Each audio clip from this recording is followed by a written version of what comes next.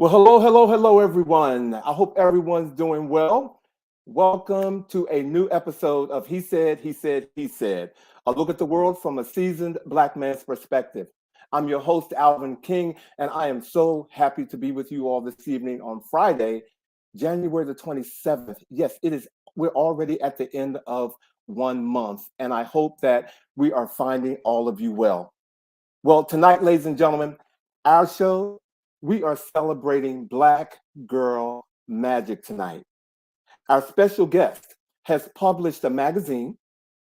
She's been the creator of the nation's, I'm going to say, the nationwide book club empowering women to read. She's a best-selling author, was the editor-in-chief of one of the most highly recognized magazines still today for African-American women. She is the CEO of a hospitality empire. Monique Greewood is here, ladies and gentlemen.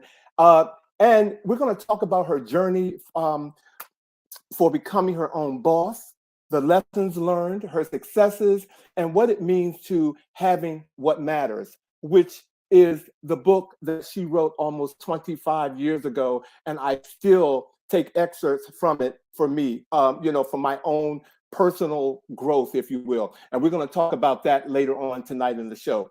I want to take a moment, if I can. I want to send up prayers for Mr. Tyree Nichols. He's the Black man in Memphis, Tennessee, who was beaten to death by 5 Black police officers. Tonight, they're going to release the video, of which I have no intentions to see. Hopefully, I can, if it runs on social media, I can find a way to skip past it. But I want to send up prayers to his family because, believe me, ladies and gentlemen, I am honestly praying for our nation.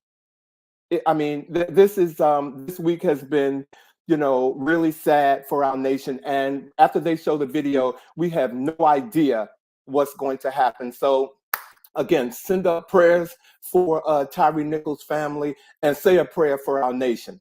Well, again, our show is all about Black girl magic tonight. And, I can't do what I do when I do it if I don't have my guys on stage. So if you all are ready, we are ready for the chat to get Vash and Boddie up in here. Can we go to the chat?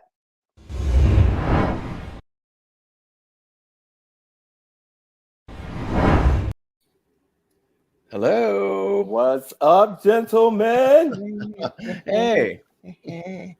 It's Friday. It's Friday. It's Friday. Oh, Lord. Can we do roll call? I only have this to give you in this little screen thing, so I'm gonna give you everything.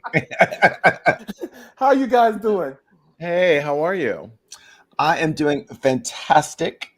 Made a quick trip to New York yesterday where I got pampered from head to toe. Excellent. I'll have to show you pictures of my toenails because they're painted. I want to know, do you guys paint your toes? I do not, but hey. You don't? I do not, but I do not stand in judgment of those who do. I do not paint judgment. My toes. Like, that's not even a space for that. It's all about expression. Judgment-free zone up in here. So how are you doing tonight, Mr. Edwards? I like your background is different. What's going on? You like my background? I've changed my background. I'm away for a little business. Actually, I'm closer to our brother Vash because I'm at a business trip up to Philadelphia. So I am coming to you live from the Marriott in downtown Philadelphia. The bell curve of where we are when we bring you the show has shifted from DC to Philadelphia. Correct. We're giving it to you. I'm a little closer to Vash. That's right. North. Why am I feeling like I'm out of the circle? Nobody told me. I could have been somewhere in Philly, somewhere, so I could be there too. But we digress. Bobby didn't reach out to get together with me either, so it's okay. Oh, okay. You know what? I heard that read somewhere. I think we got a couple of people here we want to say hi to. Yes. We have George Pringle is here. Hey, George. Monica Pleasant is here. Hey, Monica. One of two of our faithful listeners. Absolutely. Welcome to the show tonight. You guys, I don't know if you all have heard it or not, but 3 major pop divas are about to drop their concerts in 2023. Okay. And one of them, I bought my ticket today. All right. And so, but let me talk, and the pop divas I'm talking about, I think they are Beyonce, Beyonce. Janet, I love that. Beyonce. Beyonce. Thank you for like giving her some extra flavor. Beyonce. Janet Jackson, Okay. and Madonna. Mhm. Okay, and you know what? I'm sorry, I'm a huge Madonna fan. I bought my ticket, but yeah, the three of them are dropping their concerts this year, and I wanted to talk about this because, as you know, Beyonce just did a big show over in Dubai. Right? Did you all hear about that? Where she got paid? Some people said $24 million. Some people said $35 million. Yeah. I don't care. It's 24, 35 more million dollars that I don't have. But the reason I'm talking about this is because the LGBT community was giving her flack about performing over there because Dubai is so anti-gay. Okay. And they said she was selling out. Okay. I'm part of the LGBTQI community. And as are you and you, Bobby. Did y'all give her flack? Oh, I didn't give her. No, I didn't. I'm just talking about the folks, the haters that are on social media. Yeah, you know what? I'm just so over people encapsulating a community in totality because of a couple people who have said some things and doing it for clickbait.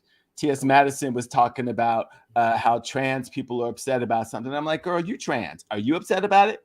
Then don't be trying to say that the whole community is just to get people to click on your stuff. Whoever's upset, people can be upset about everything. Everything's on a bell curve. And if there's some folks that are upset, they do not speak for me. Get your money, girl. Perform where you're going to perform. I understand that Dubai and the United Arab Emirates has issues with gayness on the outside because I have been there and know people who live there. And I know on the inside, those boys are doing what they need to do with each other until they can get married because the women ain't. So I am not tripping on any of that. I get, and Vash, I am raising my hand to you. Very well said. But I also wanted to talk about this so I could bring light to some things because the clickbait, if you will, or the social media haters who are talking about it, they're the same persons who are going to, buy tickets for these people when they come to, when they perform in the United States. And some of the states that they're performing in are anti-gay. And so I wanted to bring up the 13 anti-gay states, ladies and gentlemen, so you all could see them. And, if you're going to buy a ticket for one of these performers, I just bought one in DC for Madonna. So DC ain't nowhere on here. Okay. Ain't nowhere on here. I'm just saying. But these are the 13 states. And so, you're hating on Beyonce for going over to India to get her paper. What you going to do when she comes to the United States? You still going to go? That's what I'm saying. If someone's saying what they got to say, they're saying what they have to say. But to encapsulate it all and to try to say, "Oh, the LGBTQI people," just so other people can lash back out, right. It's creating division, which is so totally ridiculous. And I don't think that we should buy into stuff like that. Well, I certainly ain't buying into it because they ain't spending my coins no way, no how. Thank you. Okay, because when Bay come here, the tickets are expensive anyway. How much you pay? Who, me? Yeah. I paid enough to go. Well, because there was this whole thing with the Taylor Swift tickets, and the person in charge of Ticketmaster has been having to testify to have, congressional insight into why this is going on, and they need to do antitrust things to try to make sure that as Ticketmaster sells tickets, that they do not amp the prices so high up because there's a monopoly on ticket, Well, it was Madonna, and believe me, the system didn't fail. Let me just say that, okay? But tickets they sold out pretty fast. But no, I paid a little over $2 for my ticket. So 100 or 1,000? 100. Oh Lord. Okay. Because Taylor Swift tickets got up to 2,000. So I just want to make sure that we are, that you did not get so reamed. 200 is not that bad. No, I did see a ticket for Madonna for 1,800. Well, look, eggs are almost 700, so I think you got okay. I'm gonna get you. But no, ladies and gentlemen, we just wanted to bring light to that story, and also give you all the 13 states that are anti-gay, and you also Florida. Some of you all know what they are. But speaking of which, Maurice was saying there's that nasty word. Maurice Scott was saying there's that nasty word again, Florida. It's an F word. I have a slightly different take on it, and I know I probably stand out on my own. For all three of them, I think they're going to make judgment calls as to where they perform and all of that. And I think we as their fans and supporters will have to decide whether or not we continue to support them or support them wherever they perform. The bigger issue for me is the extraordinary cost and just the reality that I am at an age now where I am no longer satisfied to simply just be in the space. Like I will not endure a concert that I'm so far back that I have to watch the jumbo screen in order to see the person. I'm just I just can't, I'm not doing that anymore. You need a lap dance? So no, I just need to be in smaller, more intimate venues. I can't I'm not doing the large thing because I'm like, I've spent all this money and I'm either looking through my binoculars the whole time, somebody's standing up in front of me dancing, and I got to tell them, if you stand up one more time, we're going to have an issue because I can't see the ant on the stage that's way down there. I'm just beyond that. So well, I get that, but I've never been one to stand in line for anything. I didn't say anything about line. Well, I'm just talking about the whole crowd. The whole. I know you're VIP. You don't stand in line. I know you're VIP. No, it's not only that. It's just that, if you customer service comes first, you know what I'm saying? And so I get you, Bobby, and tickets are expensive and whatnot. But I think I'm gonna leave it alone and say, you know what, Bobby, that is so nice of what you just said. Look, to each his own. I know there are people, as long as they breathe the same air as the entertainer and they can say they saw it live, they're happy, and I'm happy for them. I'm just saying, for me, I just can't do it anymore. Well, yeah, I mean, like there are smaller venues, and sometimes, well, I remember back in the day, people would perform in a big venue and then go to a smaller venue and do something like, spontaneous. But I don't know if they still do that anymore. Well, in the end, you were going to go see Madonna. You're going to have a wonderful time, and that is what's happening, because you didn't ask Bobby to pay 1 penny for that ticket, so you go and have a good old time. Or to go. You said what? Or to go. So no, he did not. So ladies, thank you very much for pointing that out. Well, thank you, you guys. Well, thank you for indulging me on that part of the chat. If you all are ready, we're not speaking to you now. I am so happy about our special guest tonight because I know her personally and I know her professionally, and I know Bobby as well knows her personally and knows her professionally, and we're introducing her to Vash, ladies and gentlemen. Yep. So if we can get on with the show, you guys ready? Yes. Okay. Let's bring her on. Okay. So look, tonight we're going to have an up close and one-on-one conversations with the most successful Black woman in one of the most successful Black business women in the world that I know, Monique Greewood. She's a graduate of the prestigious Howard University. Her impressive career began right after leaving Howard at Fairchild Publications, where she created Children's Business Magazine, a monthly trade magazine about children's apparel. She went on to become the editor-in-chief of Essence Magazine, the premier magazine for African-American women.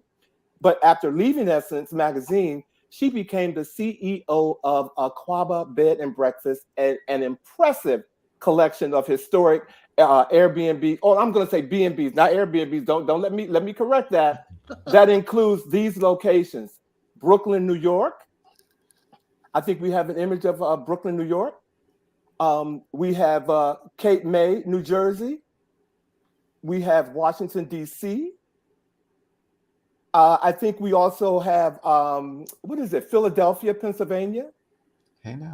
And the mansion at Noble Lane, a boutique resort on 22 acres, a former Woolworth estate in Pennsylvania's Pocono Mountains. Wow. She's a best-selling author of Having What Matters, the Black Woman's Guide to Creating a Life You Really Want. No, I'm not a Black woman, but it did help me, okay? Inside. Okay. She's a star of her own reality TV show, checked in on the Oprah Winfrey Network on OWN. And now the stylish home collection under the Akwaaba Inns for Hotel collection is exclusively at Macy's department stores, ladies and gentlemen. Without further ado, come on, y'all, in that comment section. Put your fingers together and clap. Let's welcome Monique Greewood to our panel. Hey, Monique. Hey, Monique. Sister girl, come on in here. Welcome to the show. Look, before you came on, we were telling our producer about you, and we don't get many O's from him. He just went, oh. Okay, but girl, you have been doing it since I've known you, and one of the reasons we have you here, I'm going to say personally for me, you are about helping Black people. You have helped me in my career personally just by saying, Alvin, you can. And I just want you to know it has stuck with me. And I'm here today. Part of the reason is because you are my friend and you have encouraged me. So, well, thank you, Alvin. You know, that is that means a lot to me, because I think that's what we need to do more of, is push people forward. You know, we talk about haters, and they exist, but we need those people who are going to believe in us, even in those times that we're not believing in ourselves. And so, Amen. you know, it's critically important. well, you have done that in major forms with me. So I'm going to kick off our conversation with you tonight, Monique, and I'm going to ask you if you could describe yourself in 3 words, what would they be and why? Hmm. I would say bodacious. And I'd say that because I really think that we all have to um, not be afraid and replace fear with faith and step out and do those things that even we may not believe we can do every day, but it's time to claim that. I would say compassionate. Um, I really love people and I want people to live their best lives. And compassion is part of that. Um, what else am I? Blessed. I think I'm the most blessed person I know. You know, there isn't a thing that I have wanted for. And those things I've wanted for that weren't for me, they didn't come my way. And that's a blessing too. Wow, thank you. Thank you so much, Monique. I'm glad this leads into my next question before I turn it over to Bobby and Vash. In the 1920s, your grandfather, Benjamin Greenwood, operated a small grocery store in the southeastern part of DC. He later owned the Greenwood Transfer Moving and Storage Company, a business that was eventually listed as one of the United States' top Black-owned businesses. Having this history in your life, Monique, would you attribute your success to nature or nurture? Well, I can't say that it was nurture because, quite honest with you, to be honest with you guys, I didn't learn that history until I had already graduated Howard. I was at my family's home in DC, and I wanted my diploma to hang up in my office, and I was rummaging through that drawer that all mamas have with, you know, report cards and all kinds of things go in that drawer. And I found an old Washington Post newspaper about my grandfather and that story. And it was incredibly empowering. But growing up, I was the daughter of a moving man. My father had a job in the family business. He hauled storage, hauled furniture. And I think, you know, my aunt, on the other hand, who became the president of the company when my grandfather died, she was living large. I used to call her Alexis Carrington Colby for those who are old enough to remember that. I mean, she wore earrings that looked like chandeliers to me. She had a swimming pool in the backyard. She kept her feet warm with mink coats. I mean, she was all of that. But I was raised very modestly because my dad sold his share of the family business to my aunt when my grandfather died to buy the home that he raised us in. And that was the home that he lived in until he died. And so we were raised very modestly. And that's why I gave the word bodacious, because for a girl who never slept in a bed by herself until she was 22, because it was always my sister sleeping with me in a full-size bed, and we were always queen-size women. And think that I could have mansions in multiple cities and multiple beds that people would pay over $200 a night to sleep. Wow. You know, that was empowering. But when I did learn my grandfather's story, there were a couple of things that stood out for me. One was fortitude. He started with just a modest corner grocery store and probably would have stayed right there hadn't the other store in the neighborhood complained to the grocery store, grocery delivery company, that they didn't want their groceries delivered in the same truck with a Black man's. And so my grandfather, you know, he could have gotten angry and could have called his boys and, you know, or could have just, you know, done that DC thing. Yes, exactly. Whined and complained to my grandmother and all of that. But he didn't do that. He got busy and he got creative and he figured out how he was going to buy his own truck to pick up his own groceries. And he only needed to do that once a week. So then he thought, what will I do with the truck the rest of the week? And that's when he decided he would get into the moving and storage business. Mm-hmm. And so that's I live by that, you know, find a way. There is a way, find a way. Don't give up, don't give in, keep pushing forward. And so I felt incredibly empowered by my grandfather's story, but it wasn't one that I was nurtured with. You know, I took pride in running out of my high school where Boddie Edwards went with me, the same high school. And my family had a contract with the DC public school system, and they would deliver books and desks and things like that. And the truck would pull up, and I would always go running out to see if it was my daddy on the truck. And but he was a moving man. He wore overalls and he hauled furniture. He did not own the business. And I learned very quickly, you know, you can be employed or you can be the employer. And so I wanted to be like my aunt, Alexis Carrington Colby, and have, you know, chandelier earrings. So he was a great inspiration for me. Well, we're going to cut away, and when we come back, we would like to see those earrings. Exactly. Just let you know, like, it's going to be an opportunistic cutaway.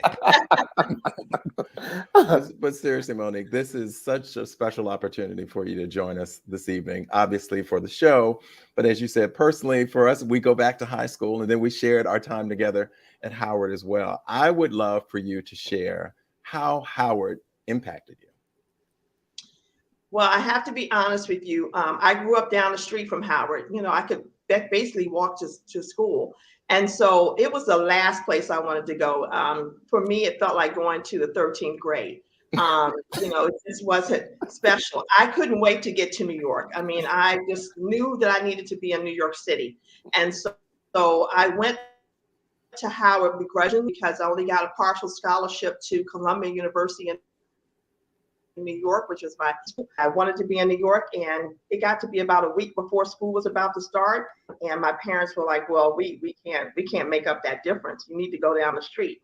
And I went down the street. I went to Howard, and you know, I should have been able to have had many scholarships, but it was late, and I was just glad to have a seat in the classroom.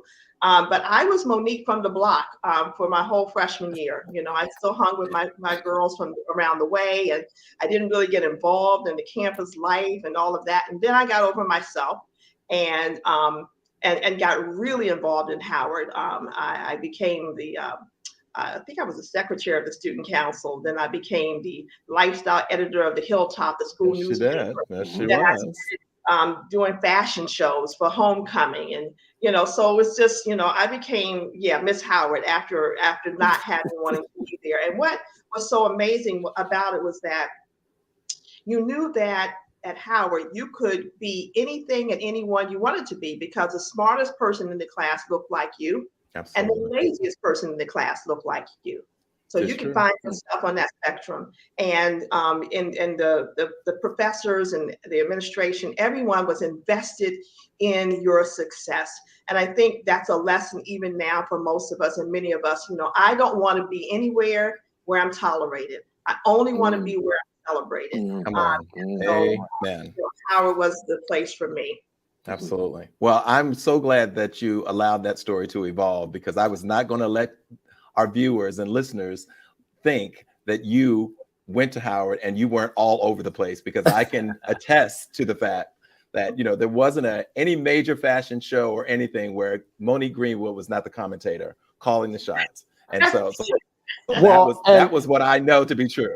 And I have to interject right here. I did not go to Howard, ladies and gentlemen, but because of Monique Greenwood pulling me in and exercising my skill set as a fashion producer, she invited me to produce shows at Howard University, and that's where I met some of the most brilliant models in the world. Wow. And so it was because of you that, I mean, everybody thought I went to Howard because every fashion show I had my hands in it. And so it was because of you, Monique.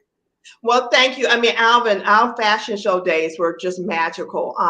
You know, I don't know. I get choked up a little bit when I think about it. And I remember my aunt, that same one I mentioned before, Vash, with the chandelier earrings, she used to model and would have me in the church fashion shows, you know, in the basement and all that kind of stuff.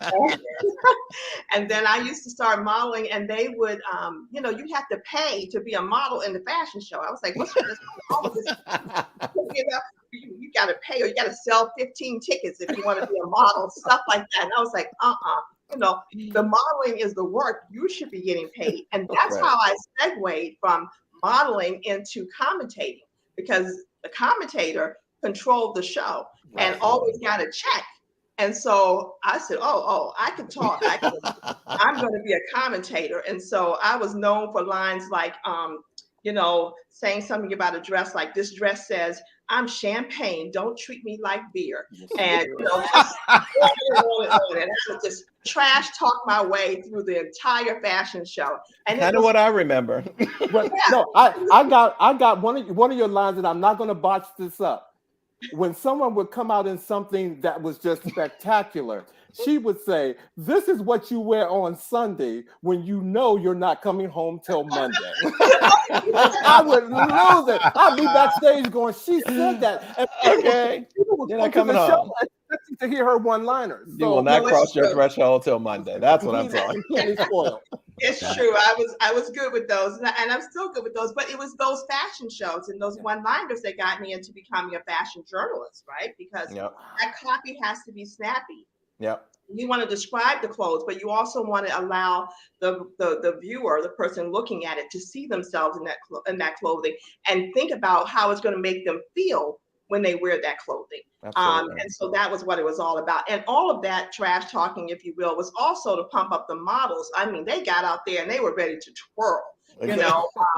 And Alvin always had the pumping music, and I had the mouth, and they were just carrying on out on the stage. A match made in heaven. Yes. Beautiful, beautiful. Now you have so many obviously ventures within your portfolio. What was the first one? With the bed and breakfast, are we talking about? Or just, you know, all the things that your first venture. What was your first business venture? I know you. Okay. Yeah. So I spent the career as a fashion journalist and then a magazine editor.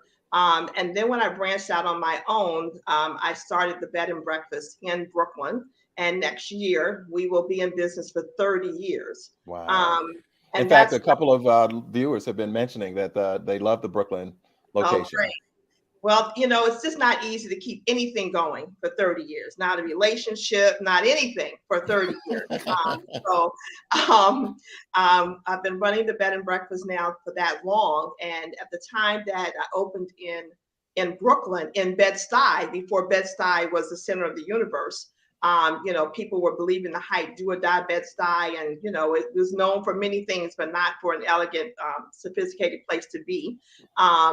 You know, we did this, and I can remember my daddy, and I'm a daddy's girl. He said to me, you know, what makes you think people are going to spend their hard-earned money to stay in this place? And, you know, and that's when I went back to, I said, your daddy makes me think I can do it, because he did Greenwood's Transfer Moving and Storage Company. Exactly. That was one. And, you know, clearly people looked at me as if I had three eyes, because it was a dump. It really, a beautiful mansion in the bones of it, but it was a dump. And so they could look at me with three eyes, because I'm a firm believer that we should all have three eyes, because that third eye is the eye of vision. It is the eye of vision. It is the ability to see the possibility. Absolutely. And so buying that mansion for $250,000. So anybody who lives in Brooklyn knows that that's like unheard of. Just pick your face up right now. Look at that. Look at that. And that's what started it. Doing that, you know, now I get offers literally every week, and it makes you think about whether you want to keep making beds and making eggs and making people happy when someone offers you $8 million. I was going to say, I'm assuming that those offers are not $250,000. Wow.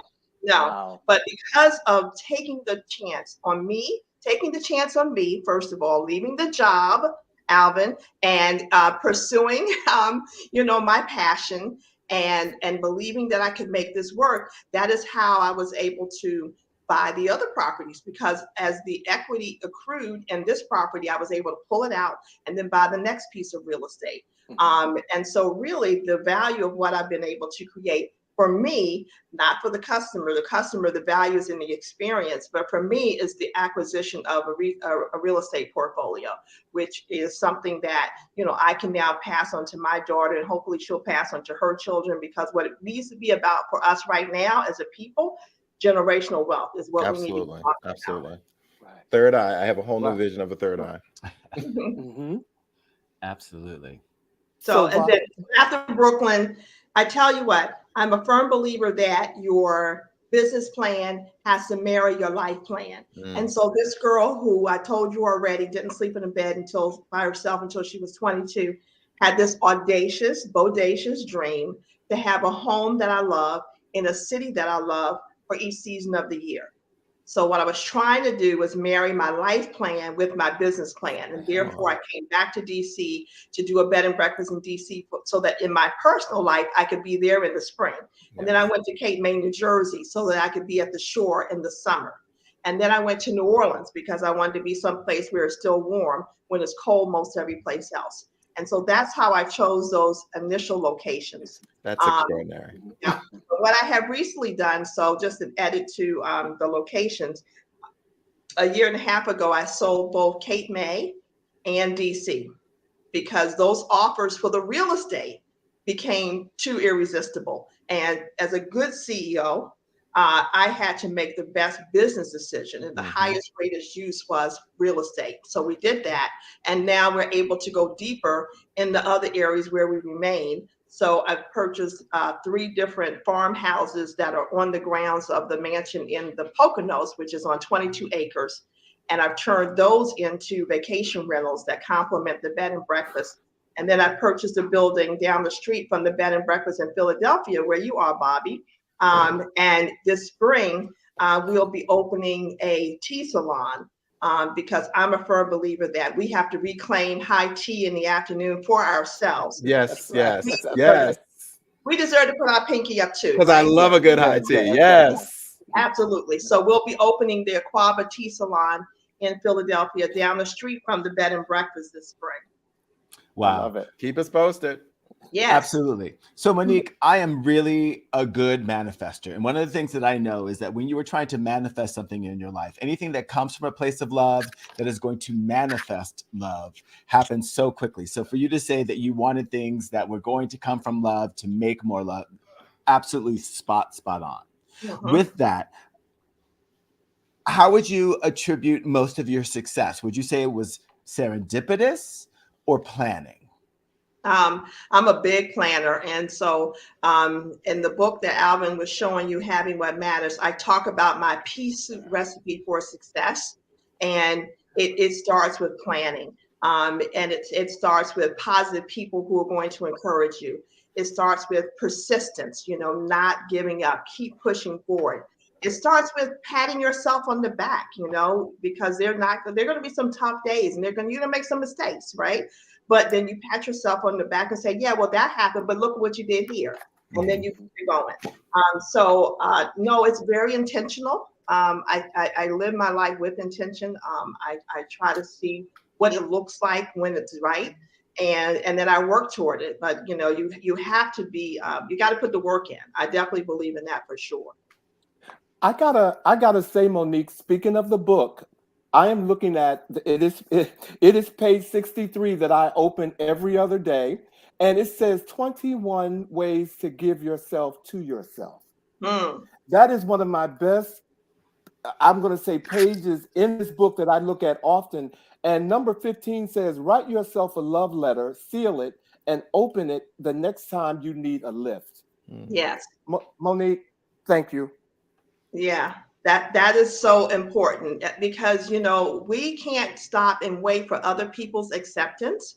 We have to be accepting of ourselves first and foremost. And secondly, a lot of us beat ourselves up. We just go, look at you. Why did you do that? Oh, that's so stupid. We beat ourselves up. We don't need to do that. The world will do that for us. We have to build ourselves up. So when they beat us down, we stay right there. And so I'm a big believer of talking to myself all the time in the mirror. When I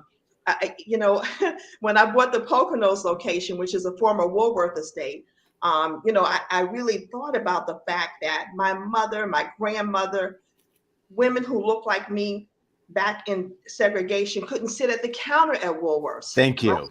And the Woolworths counter really is the birthplace of the civil rights movement. when those students down in Greensboro sat at the counter at Woolworths and withstood physical abuse, verbal abuse, and then it started the sit-ins across the country at lunch counters everywhere. I remind myself of that every single night. And I also put my guests on notice that y'all are sitting here. We all up in their mansion. Do you understand that? Do you understand? I mean, Tyler Perry talks about buying the grounds and the plantation and putting yours story is exactly on par with that. Like, it is so important historically that you have done this, and I applaud you. Absolutely. Thank you. I have to say thank you. When I went up to look at this property, and it just it's a long story, so I won't share that part, but I will say this. They didn't want to show it to me without looking at my bank records. And I mean, that's just a look, right? And so I knew that would be a deal breaker if they saw what they needed. They would not have seen what they needed to see, right? So, it's a power relationship. I had met a property, a bed and breakfast about 20 minutes from my property at a trade conference. And on the way back to New York from the Poconos, I saw the sign. I remembered meeting her, and I went in there, asked for her. She came out. She said, "Oh my God, what are you doing here?" Long story short, the guy who wouldn't show it to me, the realtor, she used to babysit him. She said, "I changed his diapers." She called him up and said, "You need to show this lady this property." I was back the next week, saw the property. We finished 3 hours it took. Came outside. He went to shake my hand, say goodbye. And I was like, "That's it? That's all? That's it?" And he said, "Well, what are you going to say?" "I'll take it full price, no contingencies, close in 60 days. And I, in my DC way, said, "Basically," right? And then knowing that I did not have the money to be able to purchase this property, right? So he said, well, follow me. My office is right downtown on Main Street. I got in my beat up Jeep. He got in his late model BMW. I went to follow him down to Main Street. I started beating myself up the same way I'm telling you and our listeners not to do, and saying, "Why did you say that? You wasted the man's time." And I was going on and on and on. And then one of the artists that you mentioned, Alvin, song came on the radio, right? And it came at just the right moment. And now, anytime I speak, I have to have them play that song. It's like, give me my theme song, right? That's what it is for me. And it's not the part that says to the left. It's the part that says, "You must not know about me." And I sang that song at the top of my lungs, looking at myself squarely in the rearview mirror, down the hill to Main Street. By the time I got there, I pulled out my checkbook. I wrote a check for $5,000. It was my good faith deposit. I said, "You know what? I don't know how. Here's my good faith deposit." Why? Because I have good faith. I have good faith. So when I asked you that question about planning versus serendipity, I understand the power of good planning, but there's also that notion of serendipity, of blessings, however you wish to acknowledge it. But that was a wonderful story of saying how things just kind of came together based on your planning, but yet here it happened in a way that was never, ever expected. And that's amazing. Absolutely. I definitely believe all good things come together for those who believe. And so I wrote the check, and it took time, but it happened. Amazing. We're having church up in here. I read a post once that said, God doesn't check your bank account. He checks your faith. And we've been reminded of that.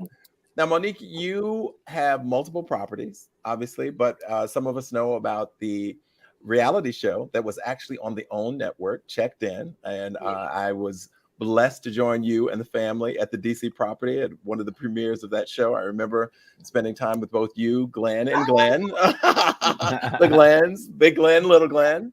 But you focused in that show, you focused on the Pennsylvania property, the mansion at Noble Lane.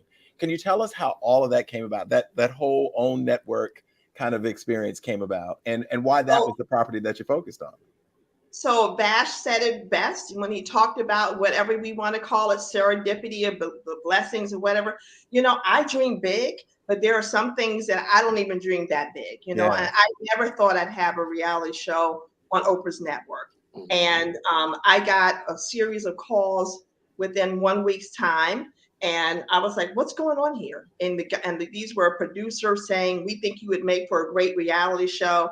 And one of the producers called and said, I'm in New York, whereas everybody else was in LA. So he said, I want to come and physically sit down with you and talk to you about this. And he came, and he turned out to be a brother. So I know that was part of the strategy. It was a good strategy, because over the phone, I couldn't tell who I was talking to. Right. And he assured me that his interest was in creating a reality show that would not be ratchet, but that would be empowering. That would show and showcase the best of who we are. And so I was all in. It turned out that's not who we ended up going with. We went with Lionsgate. That's Tyler Perry's people. That's who we used to be with before he did his own thing. And so, he told me what happened. He said, well, here's how it works. There's a particular network who's interested in a show very similar to Below Deck, is what he said.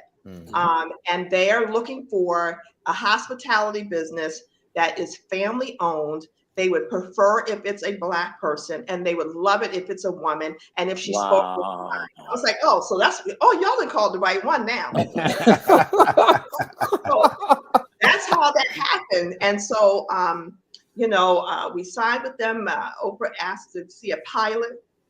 She sent out her number one, her executive of the studio. They came, and he said, here's what Oprah is loving. You said something in your little, what do they call that? The little small thing. They call it the sizzle, right? Yeah.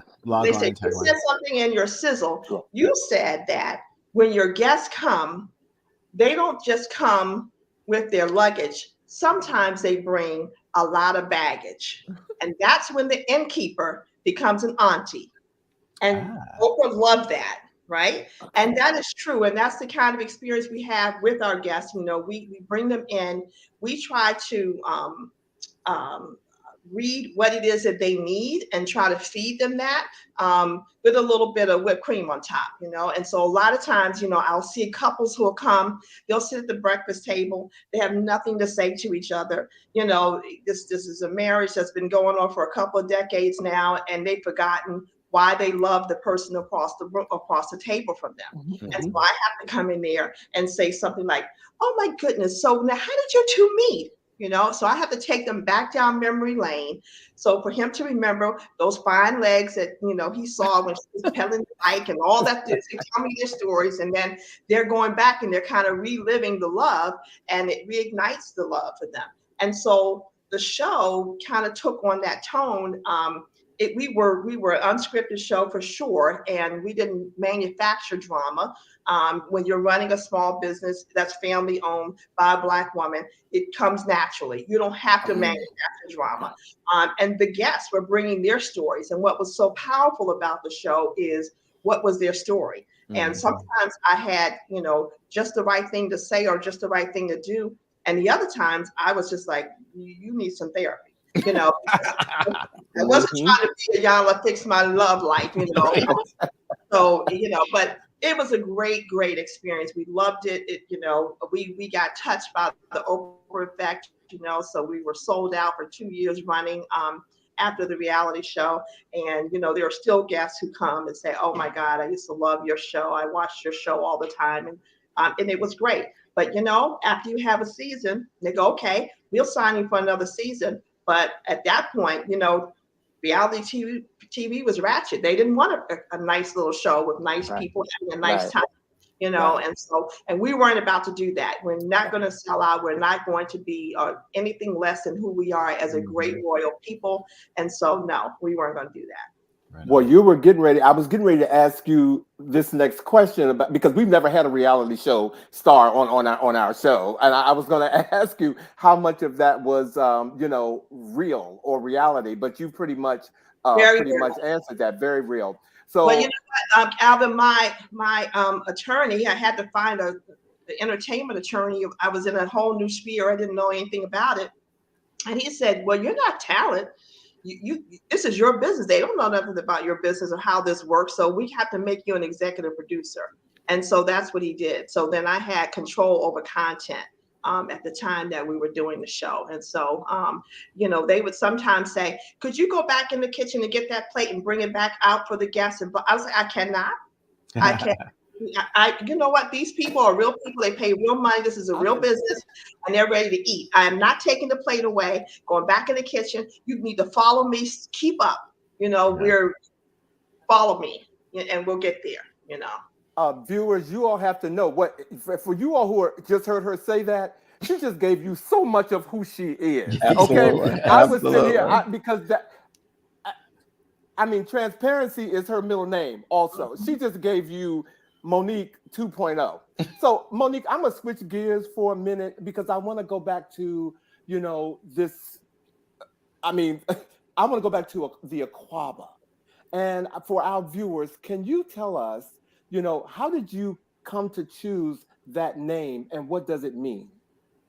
Akwaaba means welcome in a language spoken in Ghana. So if you were to go to Ghana, West Africa, everyone would say Akwaaba to you the way they say aloha to you in Hawaii or bonjour in France, right? And so I was looking for a word that had cultural relevance and that also had relevance to what I do, hospitality. So Akwaaba means welcome.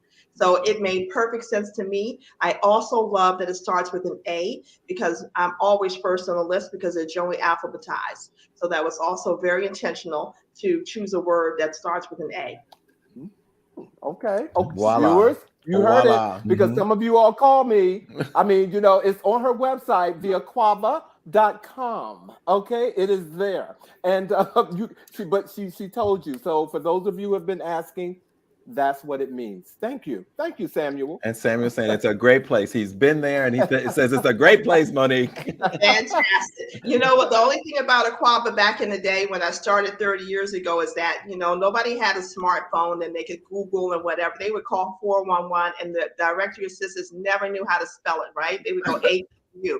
So let me say for those who are trying to figure it out, you can Google it, but it's AKWAA. B as in boy, A, Akwaaba. Wow. I am. Go ahead, Bobby. No, Vash, I think is actually. Monique, I have a question for you. So you wrote a book called Having What Matters, right? It's been a few years. You have lived a life. A lot has happened. What really matters? I think. I love your. I think having, loving family and friends and a sense of community really matters for me.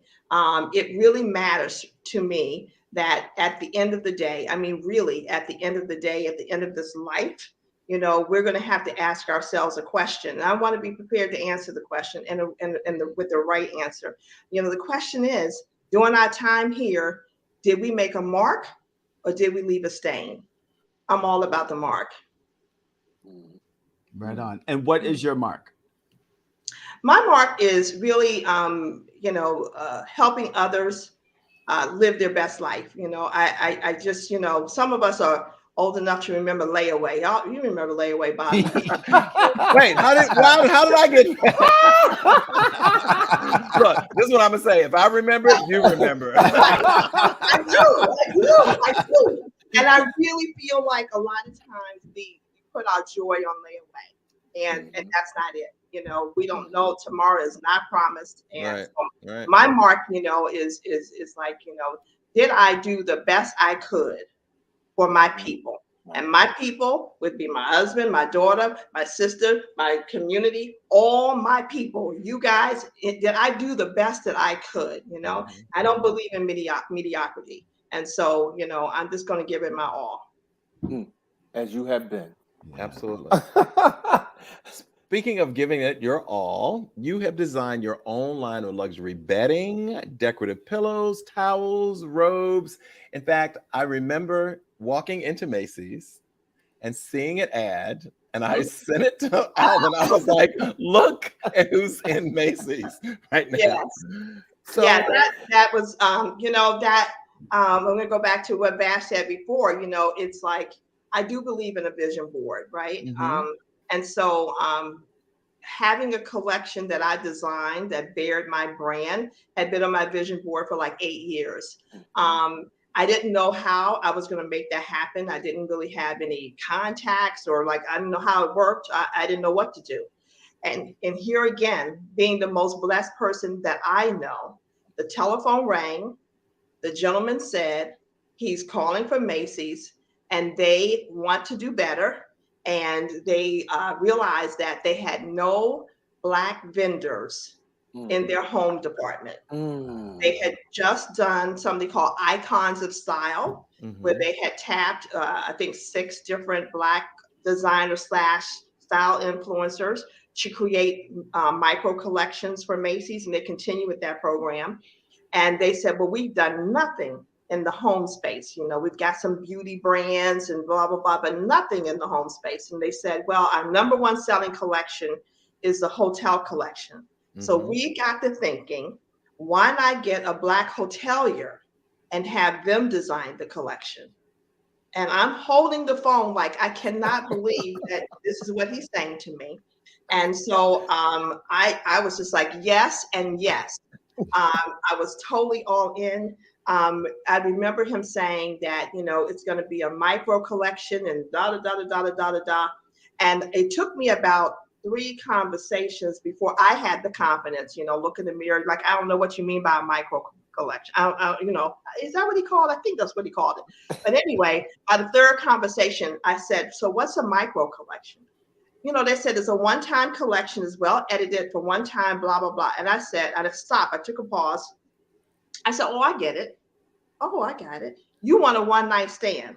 But when I get done laying it on you, you're going to wife me.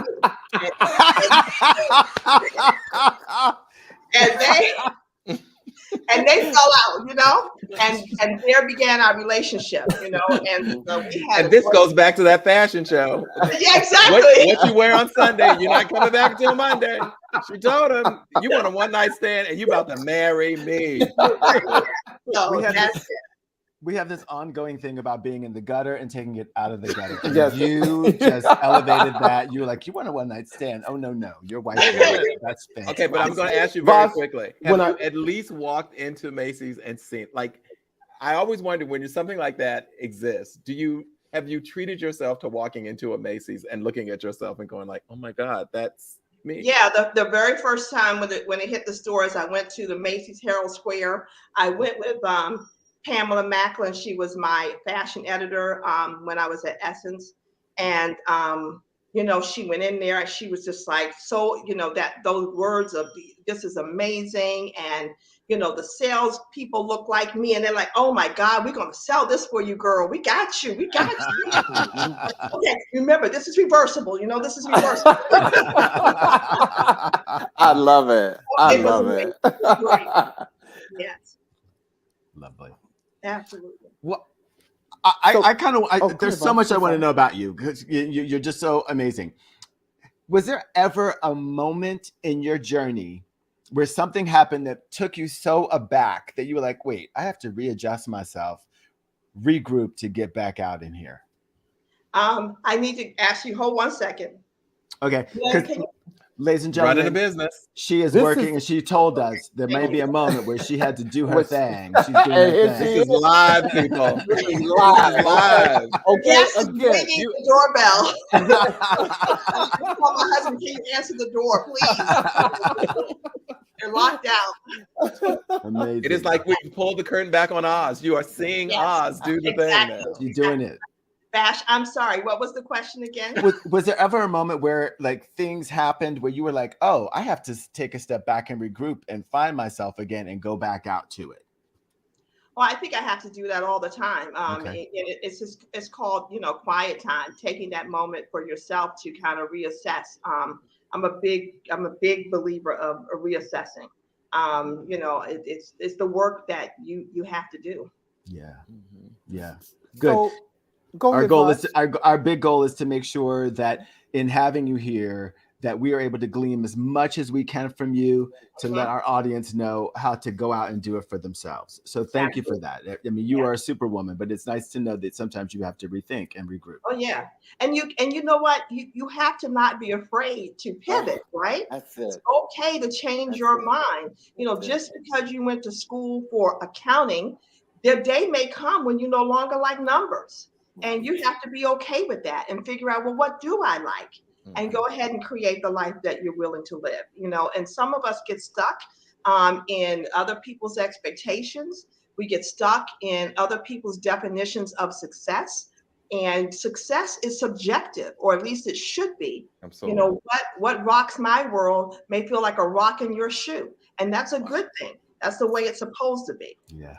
Wow. She just did it again, I want to point out. Well, Monique, we are getting close to the end of our interview, unfortunately. So I want to ask you before you leave, is there anything in your portfolio that we've left out? And what's next for you? And how can our viewers, or our audience, follow you? I know we put up your website for the Akwaaba, but is there any other way that they can get in touch with you? That's probably the best way. They can also follow us on social media. We're Akwaaba Ends, all one word. And I guess the next project will be that tea house with, God willing, we'll get going in September, in the spring. Lord, don't let me say September. No, a month away to go. Like the way it feels like it could be September, but the goal would be for the spring. I'd like to do another book, but writing a book means sitting down, and I haven't had a chance to do that. And then I like to flirt with my version of retirement, quite honestly. You know, I've been toiling and laboring for a long time, and I want to do that. It's not about you know, selling the brands. I don't intend to do that. You know, I just want work to be optional. You know, I don't want to have to pick up the phone like that and say, "Can somebody answer the doorbell?" You know, or worry about, you know, what's going to be for breakfast tomorrow morning. You know, I want to be the keeper of the brand, and I realize that I can't micromanage my business if I'm going to continue to grow and think out of the box. You know, and when I have the opportunity to sit, think, and dream, I come up with all kinds of things. I start thinking about, why can't there be, you know, a string of Akwaaba cabins on Royal Caribbean cruise lines, because y'all, you know, y'all like to cruise. So I mean, how come we can't have Akwaaba, you know, suites on the cruise ship? I mean, how cool would that be? Exactly. You know, so I need that space, and I think that's another takeaway. If I'm talking to you right now, you've got to create some white space in order to be able to think out of the box. You got to get out of the box in order to think out of the box. All of that's critical, and it's not, you know, being selfish to claim that time for yourself. It's really about trying to create the next thing, the next big thing. Yes. Well, we had a viewer that I want to read what she just wrote. She said, Melissa says she's so very proud of you, my Brooklyn sister. You inspire me to do better every day. Elizabeth Rankin Fulcher, Deborah. I was reading all the names. I'm sorry, I didn't mean to. Deborah Fulcher Crimes. Yes. Okay, I got it. Well, look, Monique. I want to give a quick shout out to your husband, Glenn, and your daughter, Glenn. I haven't seen them in ages, and Glenn, your daughter, wouldn't remember me. She was at my house when she was just a child. But I want to give a shout out to them and wish them well. And before we let you go, I want to read our words of the week, which you inspired, Monique. And that is, don't settle for average. Being your best bring your best to the moment. Then whether it fails or succeeds, at least you know you gave all you had. We need to live the best that's in us. And that was a quote by Angela Bassett. But wow, your interview inspired me to post that tonight. So, well, thank you. Thank you. Thank you, guys. I want to come hang out with y'all and party. Well, since you mentioned that, since you mentioned that, our anniversary is the 24th of February, and we were thinking that we could possibly come meet in Philadelphia and have it come up on Friday and have our anniversary show at one of your properties. Let's make it happen. I'm all with that. Yeah. Wait, I don't get to travel. Y'all do. That could be a good thing. Technicality. Yes. Could you imagine doing a show live from Akwaaba Mansion? That would be fabulous. I just put it out there. So because I will be working on that. I've never met these guys. Can you believe that? So it would be the first time. It would be a monumental. The three of us have never been in the same space. I haven't met Vash in 3 years. What? It's amazing. Wow. You guys have great chemistry. Great chemistry. Good. And coming from you, he's done. She just stuck a fork in it. So I need some network to pick us up. But ladies and gentlemen, thank you all for joining us tonight for our Black Girl Magic moment with our special guest, Monique Greenwood. Thank you so much for being here, my sister. I appreciate you. And ladies and gentlemen, we will see you all next week. It will just be Bobby, Vash, and I, and we're going to get newsy on you. And then we're going to get... Hey, man. Hey, Glenn. Hey, look at you. Look at you. Look at you. Nice to see you. So, ladies and gentlemen, and Monique is sending him to work. Get the door. Have a good evening, and we will see you on our next episode of He Said. He said. He said. Love you, Monique. Okay, talk to y'all later. Glad you tuned in, Terry. Glad you enjoyed Monique. She's the bomb.